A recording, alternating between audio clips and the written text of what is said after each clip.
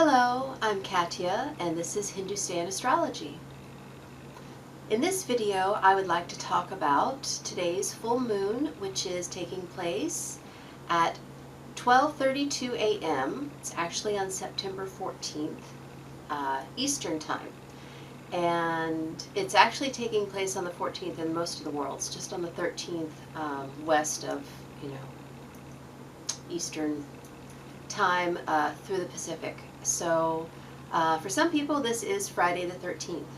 Now, this is in the Northern Hemisphere called the harvest moon. So tonight the moon should be big and bright and really orange with a little bit of hot pink hues to it, and it should be really gorgeous when it comes over the horizon and very big.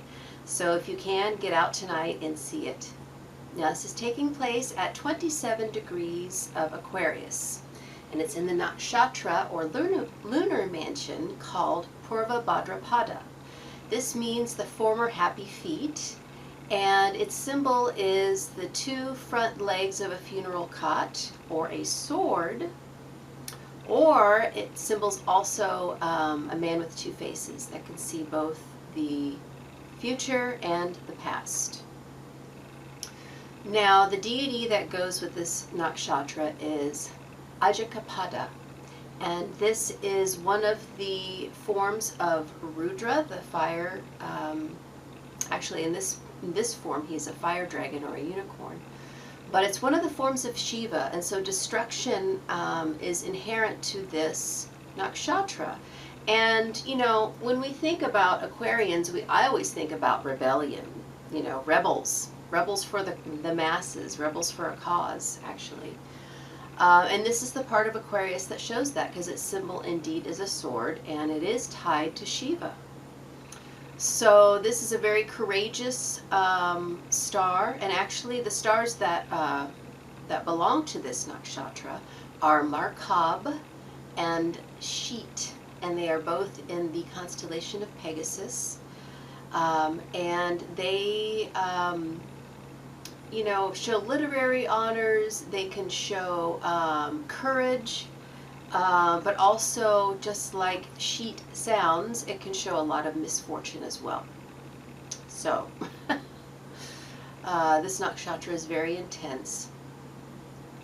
Now, the planetary ruler is Jupiter, and Aquarius in Vedic astrology is ruled by Saturn.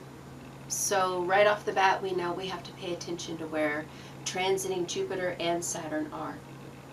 So on this day, let's look at the transits. I've got the chart here, and I'll put it up in the video too, up here. So today, we've got, on this full moon, it's conjunct Neptune retrograde. And when, Neptune went retrograde and it was opposite 4 planets in Leo, that's when we had Hurricane Dorian. So it's a very powerful planet that can show lies and deceit and deception, but also, because it's ruled by Poseidon, water and water tragedies, especially when it's retrograde. And so opposite that, we still have 2 planets in Leo, Mars and the Sun. Mars is still traveling with the Sun and just, heating things up. And it's hotter than normal, at least in the Midwest, in the U.S., than it usually is at this time of year. And anytime Mars has combust the Sun, we're going to have, passions are high too. It's not just, the physical heat, but like our emotions are high too. And especially being opposite the moon, it's just, I feel like we're going to be really emotional on this day. Now, we already have Venus and Mercury moving into Virgo, and the Sun and Mars will move into Virgo by the 25th. But we have Venus and Mercury there already, and Mercury is exalted in Virgo, so that's good. So communication has been going smooth for the past couple days. because we've had, it's only been, 2 days that he's been there.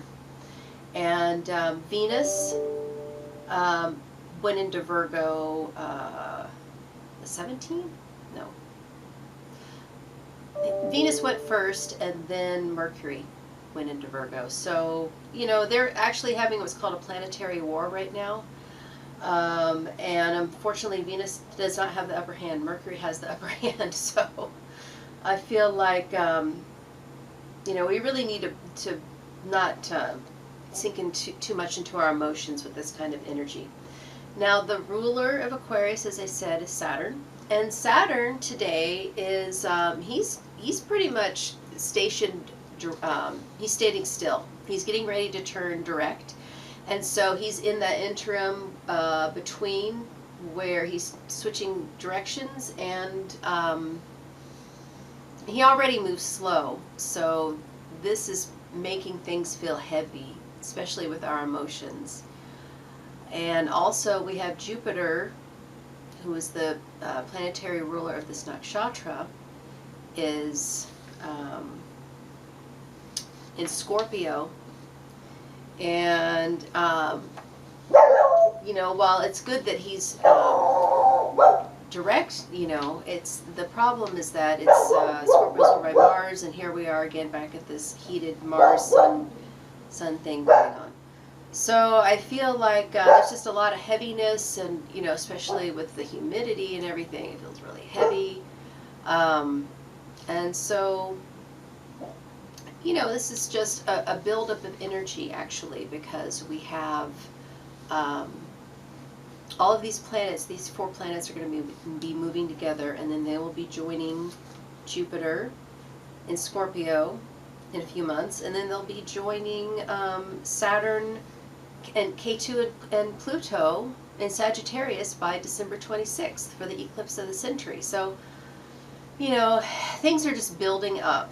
And I keep telling people that if they travel for the holidays, they might want to think about staying home, because this is just, the air is ripe for terrorist attacks or accidents, even just freak accidents. So,